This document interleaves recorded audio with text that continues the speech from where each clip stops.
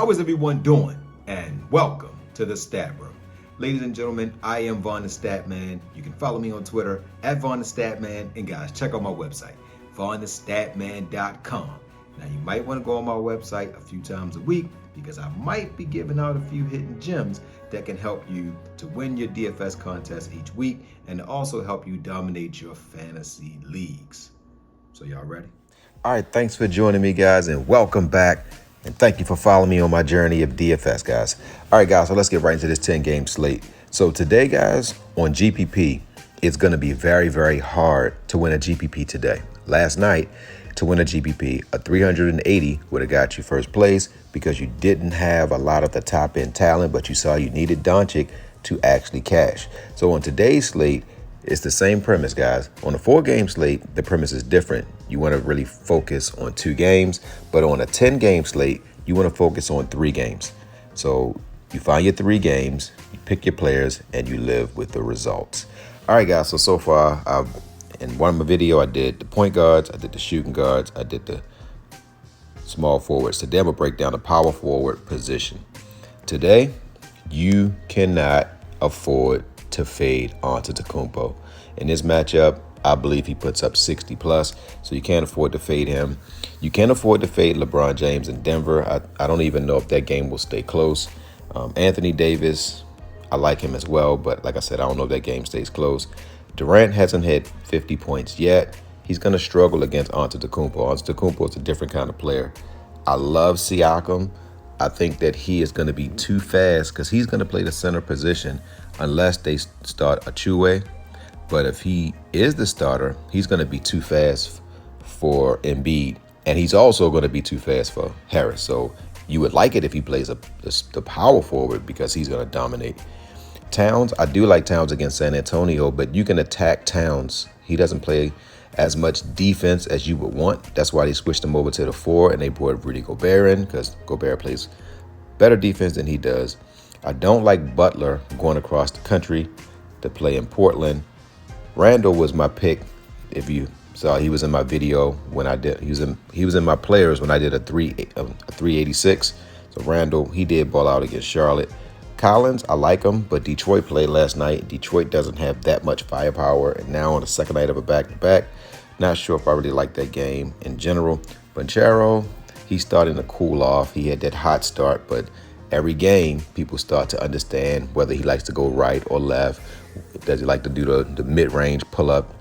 You start figuring out in the NBA where his spots are on the field. So now, his first 10 games, he'll do well. Then his next 10 games, he'll have to adjust. Now, Johnson, I love him in this matchup, but at 7-2, can you get there at that number? Marketing is also a great play. Allen is a great play. Also, home, I love him at home against Orlando.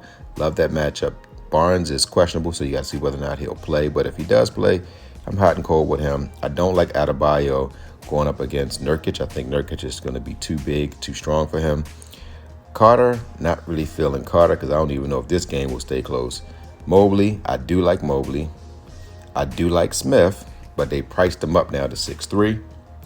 Tobias Harris was also in the lineup that I had that did extremely well. Against Toronto, hot and cold, not really sure how I like if I like him. Porter is iffy, guys. Let's see what they say on him. Injury management, questionable.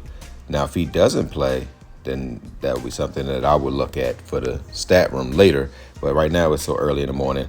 But I'm still breaking down the slates, but don't really like that. But if he's out, I love it.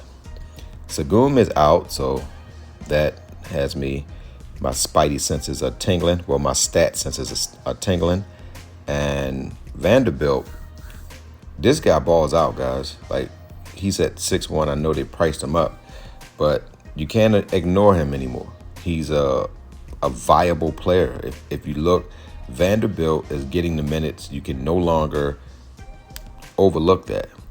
Simmons in this matchup, he had a bad game in his last game, but at Milwaukee, I'm not sure he's going to probably have to guard Giannis.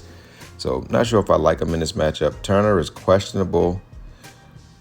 You would have to go back and see later on in the day if he's going to play. Stewart is starting to shoot three-pointers, so he's a decent play. If Turner plays, then you can't consider Smith. Bogdanovich played last night. I don't like him. P.J. Washington has been playing decent. He's been putting up 15, 19, 39, so 58. I think that's too much for him. Grant against Miami. He found a home here. I think that he's going to fit in well.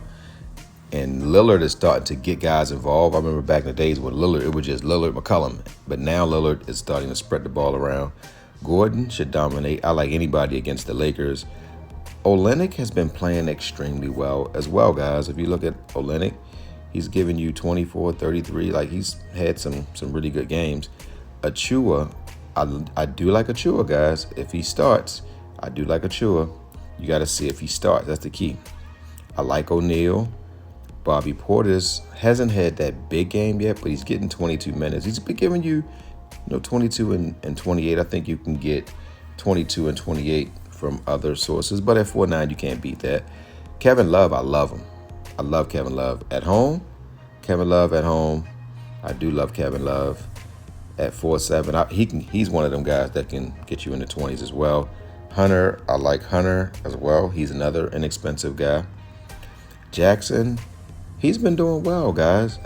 In limited minutes, he had 2 bad games, 2 good games. So I like him as well. Sharp is starting to get, he's starting to get about 15 minutes. Now, on the road, let's see, 9, 15, 27. This is going to be a game where Brooklyn's going to play their starters big minutes and Milwaukee's going to play their starters big minutes. I do like McDaniels. Hartenstein, he gets about 20 minutes a game. But what I'm seeing is that his minutes is going down, and that's because Robinson's minutes are going up. It's not hard to figure out fantasy, guys. Then you got Williams. Williams is the one player from Chicago that I believe is holding them back because they don't get a whole lot from him. So, and every player in the NBA is going to have a 30-point game at some point. But I don't know if he gets one anytime soon, so not really liking him. Boshier is somebody that I do like. He's just coming back off of injury, so he'll get more minutes as the time go on. Now, I do like Martin. Kenyon Martin plays just like his dad. He's had 14, 21, 22, 17. And in blowout games, he plays the whole fourth quarter. Osman, he typically does better at home than he does on the road. But this is a guy who you can consider for 20-plus fantasy points. He consistently gets in that 20 now. He's starting to figure it out. Obi Toppin is a high flyer, and they're giving him not really consistent minutes. He's like 13, 20, 13. He seems to be getting more minutes in games where they get big leads. Garaba is another one that's all over the place. Like, you don't know what you're going to get from him. So he's someone that I couldn't fade. All right, guys. So now, if you want to win your fantasy, start these players. If you made it this far, hit that like button, hit that share button, and subscribe to my video. You want to win your fantasy? Start point guard Holiday. You want to know why? Because this is going to be a high-scoring game, and he's versus Kyrie Irving, and he's the second best player on his team. So you want to win your fantasy? Start point guard Holiday. You want to win your fantasy? Start shooting guard Nunn. You want to know why? Because he should start, because Russell Westbrook is doubtful. He's fast, and he can actually shoot the three-point shot. So you want to win your fantasy? Start Nunn. You want to win your fantasy? Start small forward Edwards. You want to know why? Because he's the best player on his team. He can absolutely score, and he should get some rebounds. So you want to win your fantasy? Start small forward Edwards. You want to win your fantasy? You better start power forward Antetokounmpo. You want to know why? Because he's the best player in the NBA. He's a triple-double threat, and he's on triple-double watch, and he's versus Brooklyn, and this guy said, I don't want to practice with you. He's not one of them players that want to be buddies. He don't practice with everybody in the offseason. This man said, if you're not on my team, I'm not practicing with you. So I like that mentality. So if you want to win your fantasy, you better start power forward Antetokounmpo.